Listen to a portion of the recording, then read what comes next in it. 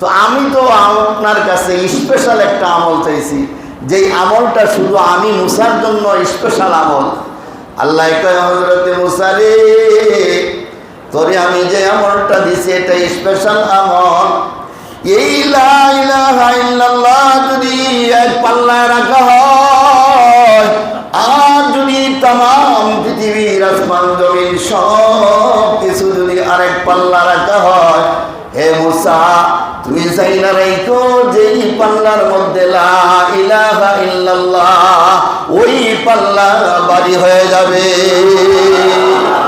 তার মানে হলো লা ইলাহা ইল্লাল্লাহ এটা এমন একটা কালিমা, এমন একটা শব্দ, এমন একটা বাক্য, এই লা ইলাহা ইল্লাল্লাহর মধ্যে আছে তামাম পৃথিবীর শ্রেষ্ঠ মানুষে। একজনের কাছে অর্থ সম্পদ আছে, আর একজনের কাছে লা ইলাহা ইল্লাল্লাহ আছে। তাহলে শ্রেষ্ঠ মানুষকে, দামি মানুষকে, যার মধ্যে লা ইলাহা ইল্লাল্লাহ আছে ওই লোকটাই হলো শ্রেষ্ঠ মানুষ, ওই লোকটাই হলো সবচেয়ে দামি মানুষ, ওই লোকটাই হলো সবচেয়ে সম্মানী মানুষ। জোরে বলেন সুবহানাল্লাহ। বলবেন হুজুর মোল্লারা তো কত লা ইলাহা ইল্লাল্লাহ করে, আর যারা টাকা থাকে হেরা তো সম্মানের অভাব নাই।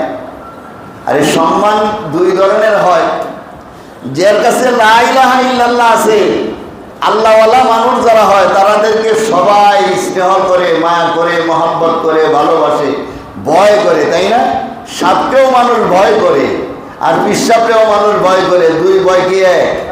সাপকে কেন ভয় করে? তার কাছ থেকে যেন শুকল থেকে বাঁচতে পারে। জালেমকেও মানুষ ভয় করে, কিন্তু জালেমকে মানুষ কেন ভয় করে? তার কাছ থেকে যেন জুলুম থেকে বাঁচতে পারে, এই জন্য তাকে ভয় করে। আর একজন আল্লাহওয়ালা মানুষকে ভয় করে, সেটা কেন ভয় করে?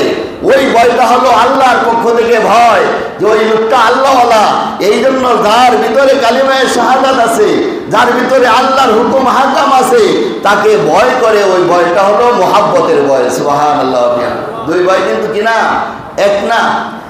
তো এই জন্য দুনিয়ার টাকা পয়সা আছে কিন্তু তার কাছে কালেমা নাই, আরেকজনের কাছে টাকা পয়সা নাই কিন্তু তার কাছে কি আছে? লা কালেমায়ে শাহাদাত আছে। তাহলে ও দুনিয়ার মধ্যে যদিও দামি আছে, যে টাকা পয়সা বেশি থাকার কারণে মূল দামি হলো যার কাছে লা ইলাহা ইল্লাল্লাহ আছে। আচ্ছা বলেন তো, আমাদের সমাজের মধ্যে সুদখোর আছে না? আমাদের মসজিদগুলোর মধ্যে কি হয়? সুদখোর যদি মসজিদে যায় তাকে সম্মানের সাথে সামনের কাতারে নিয়ে আসে না? কিন্তু বাস্তব হলো দুনিয়ার উল্টা।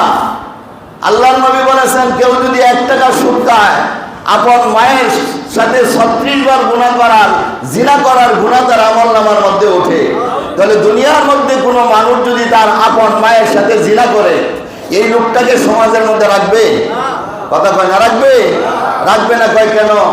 ওই গ্রাম অঞ্চলের সমাজ আছে, শহরে নাই। গ্রাম অঞ্চলের সমাজ আছে, কয় তোরে সমাজের মধ্যে রাখা যাবে না। আন্দোলন শুরু হয়ে যাবে, কয় এরে সমাজে রাখলে আমরা নাই। কয় কেন? কয়ার মতন পাপী আর দুনিয়ার মধ্যে হতে পারে না। সে আপন মায়ের সাথে জিনা করছে, এরে সমাজে রাখা যাবে না। এরে যদি সমাজে রাখি, সমানের ইজ্জত আর সম্মান থাকবে না।